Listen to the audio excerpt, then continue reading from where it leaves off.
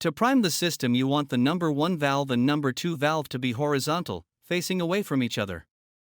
The number 3 valve should be vertical. When you have the valves in the correct position, turn the air to the diaphragm pump on. As the system primes, you will see large bubbles in the water jet catch tank.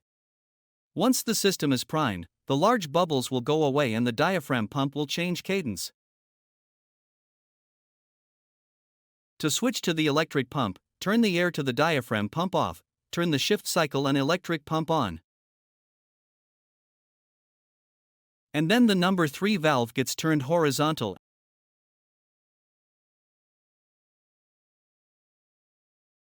and the number 2 valve gets turned vertical. You are now running the intake pipe kit off of the electric pump.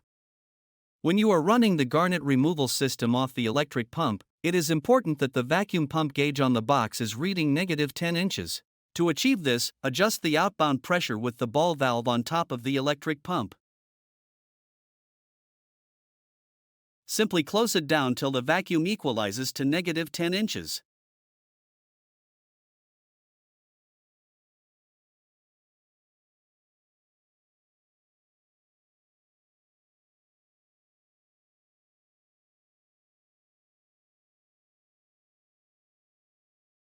This will set the pressure to right around 20 psi.